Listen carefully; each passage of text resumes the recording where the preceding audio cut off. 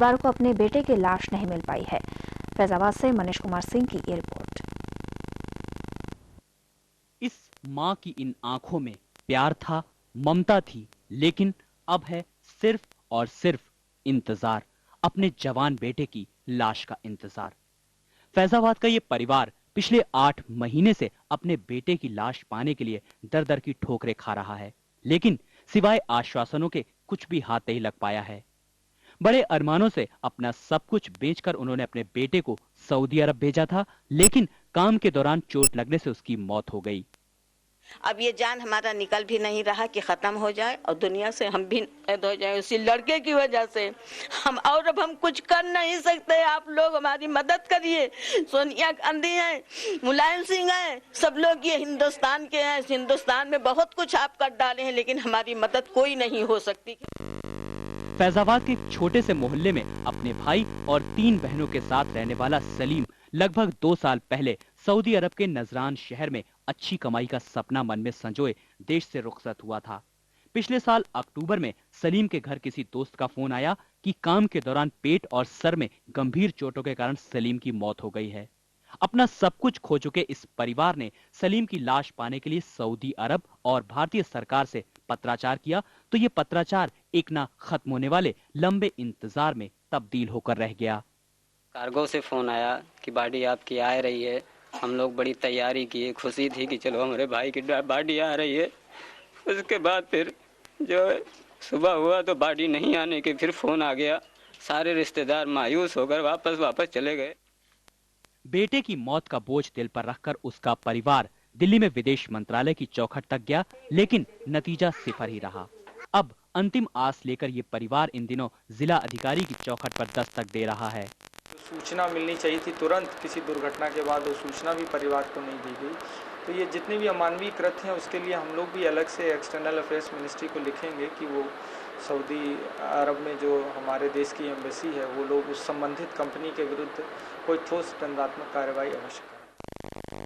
खाड़ी देशों में जाकर ढेर सारा पैसा कमाना कल तक नौजवानों का एक खूबसूरत सपना हुआ करता था, लेकिन इन सभी घटनाओं को देखकर उन्हीं लड़कों के मन में पेट्रो डॉलर की चमक अब भयानक बनती जा रही है। वे गमज़दा नहीं हैं कि मर गया है उनका बेटा, वे खुश हैं कि 7 समंदर पार से उनके बेटे का जनाजा आ रहा है। वे उसके लिए खोदते हैं कब्र और थोड़ा थोड़ा दफन होते रहते हैं। उन्हें यकीन है कि कहीं भी मरे उनका बेटा, लेकिन एक दिन उनकी बनाई हुई कब्र में सुकून से सोएगा उनका बेटा। कैमरामैन एलाइजर दयाल के साथ मनीष कुमार, ईटीवी न्यूज़, फैजाबाद। का जहर घोलने की लगातार कोशिश होती रही हो, लेकिन अयोध्या कभी भी सांप्रदायिकता के खूंटे से नहीं बंधा। इस धर्मनगरी के लोगों ने हमेशा अपने आप को हिंदू और मुस्लिम जैसे अल्फाजों से परे रखा। यही वजह है कि जो फूल मंदिरों में श्रद्धा से चढ़ाए जाते हैं, उनकी पूरी तैयारी यहाँ के मुस्लिम दुकानदार करते हैं।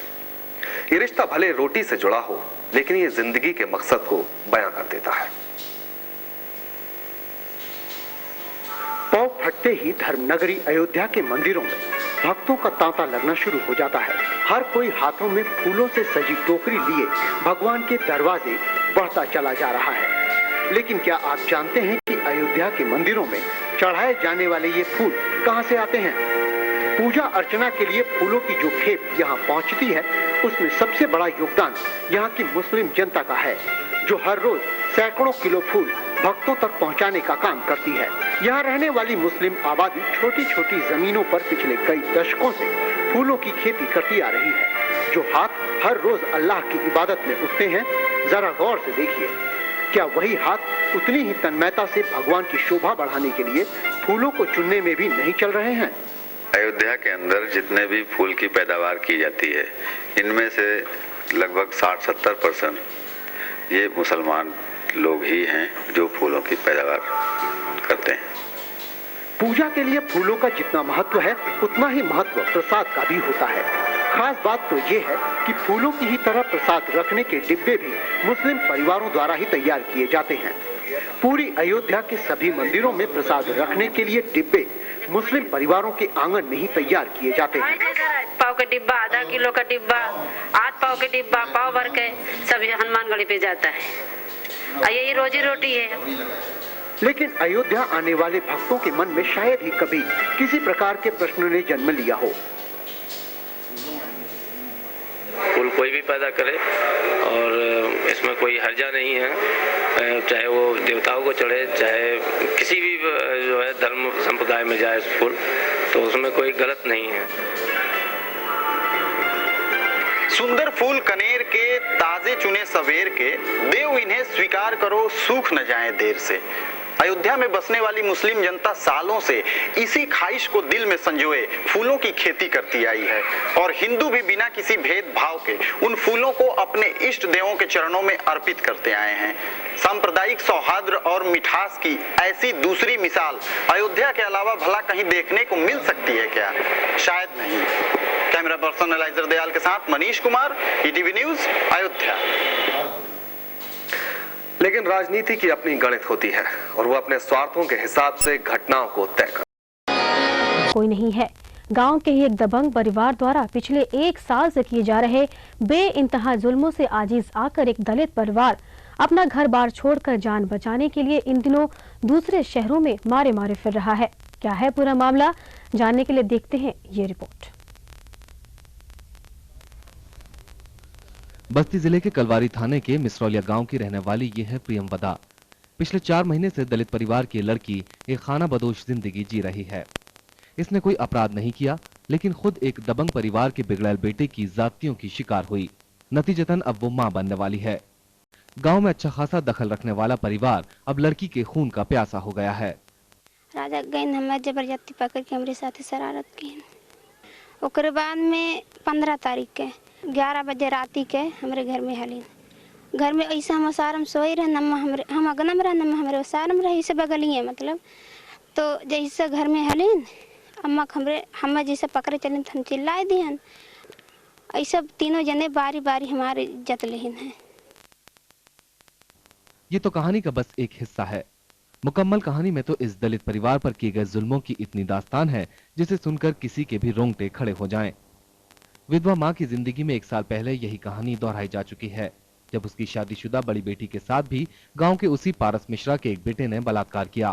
कुछ दिनों बाद वो लड़की भी गर्भवती हो गई। बात चौपाल तक पहुंची तो लड़की को गौने के ठीक 1 दिन पहले जहर देकर मार दिया गया। वो लड़की की सारी इज्जत बिगाड़ के वो बलात्कार हो संहरी किए रहे। तो राजा वहाँ दोनों भाई रहे, राजा रहे, महेश रहे, दोनों भाई रहे वो लड़की के साथ। तो लड़की के लाख जहर पिला दिन की जब लड़की रही नहीं तो बयान के दे। परिवार के मुखिया पारस मिश्रा का पुराना आपराधिक इतिहास रहा है। पारस अब तक 11 आपराधिक मामलों में मुलजिम रह चुका है। वहीं अब उसके बेटे जराइम की नई स्क्रिप्ट लिख रहे हैं और गांव का ये दलित परिवार उनके जुल्मों सितम की जीती जागती कहानी बन गया है।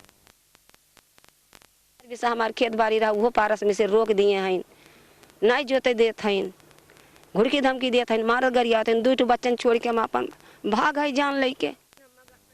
पिछले 1 साल से इस परिवार को सिवाय सिसकियों और आश्वासनों के कुछ भी हाथ नहीं लगा है।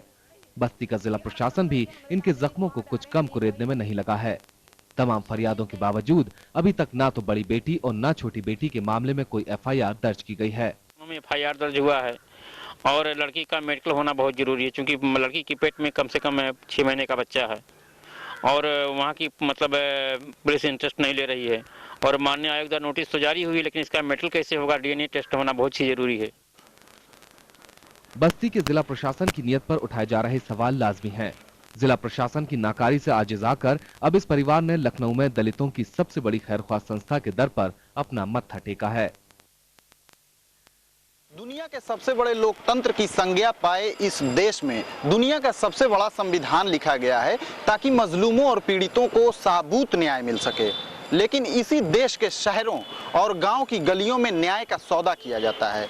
बस्ती जिले का ये उदाहरण इस सच्चाई पर किसी मुहर से कम नहीं, जहां के एक गांव का एक दबंग परिवार उस गांव में अपने दबंगई के बल पे खुद ही मुलजिम, खुद ही वकील, खुद ही जज और खुद ही जल्लाद बना बैठा है और बस्ती जिला प्रशासन हाथ पैर तोड़े तमाशा देख रहा है। कैमरामैन एलाइजर दयाल के साथ मनीष कुमार, ईटीवी न्यूज, फैजाबाद।